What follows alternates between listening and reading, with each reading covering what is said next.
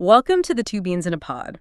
If you followed pop culture in, the 90s and early 2000s, you knew Jim Carrey. Oh, absolutely. He was unavoidable. He was the chaotic, high-energy, rubber-face king of physical comedy. I mean, we're talking Ace Ventura, Dumb and Dumber, The Mask. He was, for a while, probably the funniest and most boundary-pushing entertainer on the planet. Exactly. He was at the absolute peak. But then, maybe a decade ago, something started to shift, fundamentally. Yeah. His public appearances, especially that really bizarre 2017 red carpet interview at New York Fashion Week. Oh, I remember that one, where he said nothing was real. Right. He declared that nothing had meaning. He wasn't just performing anymore. He was, philosophizing. Yeah. And, often in a way that sounded profoundly detached. It just led everyone to ask the same thing. What happened to Jim Carrey? Did he just go, Hollywood philosophical, or did something genuinely transformative happen to him? And that is the crucial question. That's really the mission of this deep dive.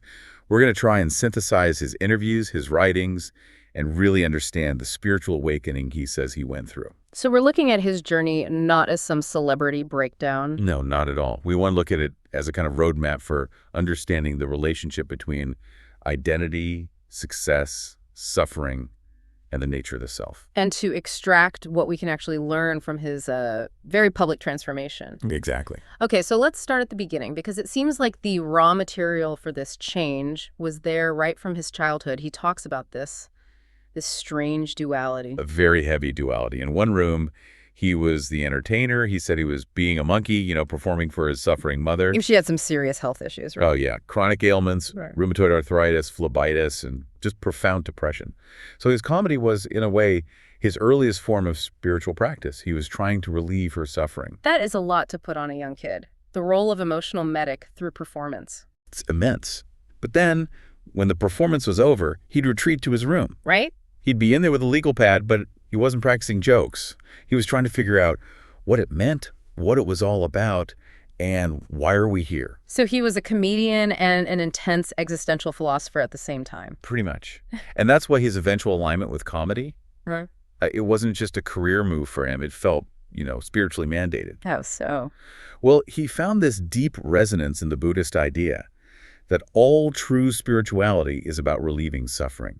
He realized his job freeing people from concern, making them forget their troubles. Was perfectly aligned with that higher purpose. Precisely. Oh. And that's what got him to the top of the mountain. Global adoration, fame, everything. But the thing about success, the paradox, is that once you get to the top, your view of yourself often changes.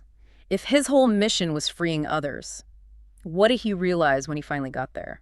He realized, and this is his quote, "The only one I hadn't freed was myself." He had solved it for the audience, but his own internal script, his own worries, they were all still there.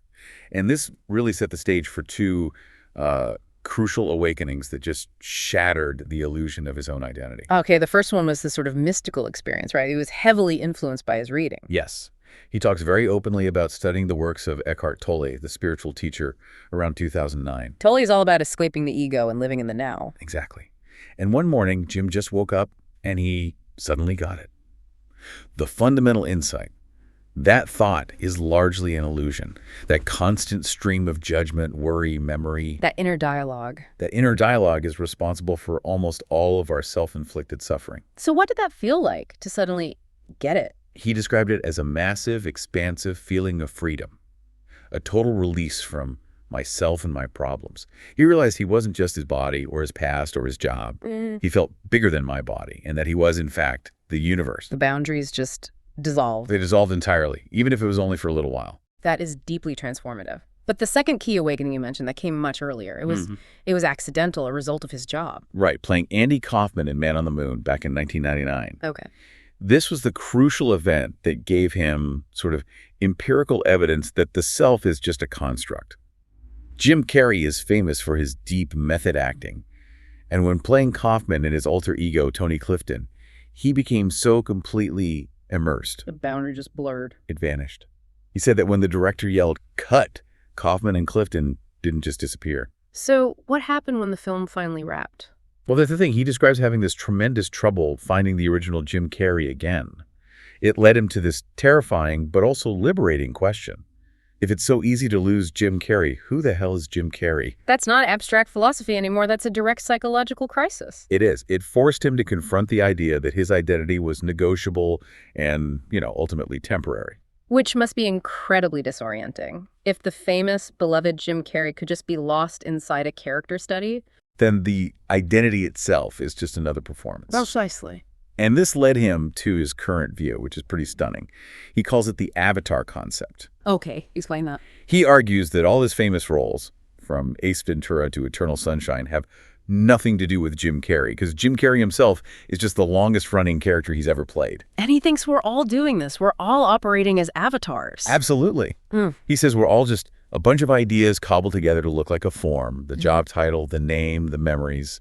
He calls it a fortress of ideas. And we spend all our energy just holding up this image. Holding up the avatar for the world. And that performance, that constant energy drain. Yeah. He says that's the root of so much unhappiness. He said he felt depressed when he was trying to be the great and powerful Oz instead of the sweaty guy behind the curtain. And the moment he realized Oz was just a temporary character, all that pressure to maintain the image it dissolved. Which brings us to how he reevaluates depression itself. He draws a really firm line between sadness and depression. What's that distinction for him? So for him, sadness comes from happenstance, grief, loss, what he calls the weather that flies by the sky. It's a natural temporary response. Okay.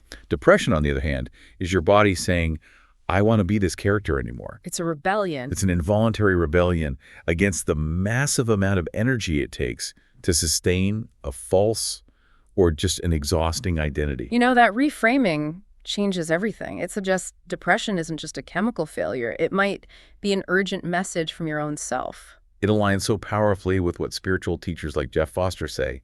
He suggests interpreting depressed as deep rest. Deep rest. Your body's demanding rest from the character the mind has been forcing it to play. Carrey said he was on Prozac for a long time, but he stopped. He found it just smoothed everything out into a low level of despair. You weren't getting answers, you weren't changing, you were just kind of, okay. Yeah. And all the while, his body was screaming for a complete change of direction. He chose consciousness over comfort. Okay, that desire for consciousness leads us directly into the really controversial part of his philosophy, the idea that meaning itself is an illusion. But before we unpack that, if you're finding Jim Carrey's journey as insightful as we are, please take a second right now to hit that like button and subscribe. We're here every week giving you shortcuts to being well-informed on some pretty surprising and essential topics. Okay, let's jump back into Jim Carrey. So that 2017 NY Fashion Week interview, he fully embraced this non-self philosophy. He showed up at a place that's all about image, and then he declared it all meaningless. It was almost like a piece of performance art in itself. When the reporter asked why he was there, he said, there's no meaning to any of this, and that he chose the event because it was the most meaningless thing he could possibly join. He told her he didn't believe in personalities, or that she even existed. Yeah, he said, we're a field of energy dancing for itself, which, sounds like complete nonsense on the surface. But it's actually a pretty logical extension of his whole belief system. It is. But if we're talking about meaning, we have to address his most controversial statement, what you could call the fame paradox. Right. His infamous quote, I think everybody should get rich and famous and do everything they ever dreamed of so they can see that it's not the answer. Now, that sounds profoundly privileged. For most people, getting wealthy would solve the majority of their suffering, housing, healthcare. How does he square that spiritual detachment with the practical realities of human struggle? That is a fair and a very important challenge. I don't think Carrey dismisses the need for security, but he insists that for his own journey, he needed maximum achievement. He needed to get all the things people dream about, the jets, the homes, the fame. Just so he could see how empty it was? Exactly. So he could experience its emptiness and then give up his attachment to it. He sees fame not as a goal, but as a necessary spiritual crucible for his own evolution. So the warning is that if you see rich and famous as the finish line for happiness. That's the biggest scam in the world, in his words. Happiness has to be an inside job. Otherwise, you're always going to be a victim of your circumstances. And he talks about detaching from ownership, the difference between having a house and having my house. That tiny word, my, that's where all the trouble starts. It attaches your ego to the object. So if you have a house, you can appreciate it. But if you have my house, then when that house inevitably changes or decays, it becomes personal suffering. So if identity is an illusion and achievement is a trap, what's the way out? What's the path he offers? It really just boils down to authenticity. Right. He reflects that the only times he was ever truly disappointed in his life were when he wasn't authentic. Early in his career, he was terrified to be anything but funny. Because he was afraid people would judge him or turn on him. He was holding up that comedic avatar. Exactly. To keep the love flowing.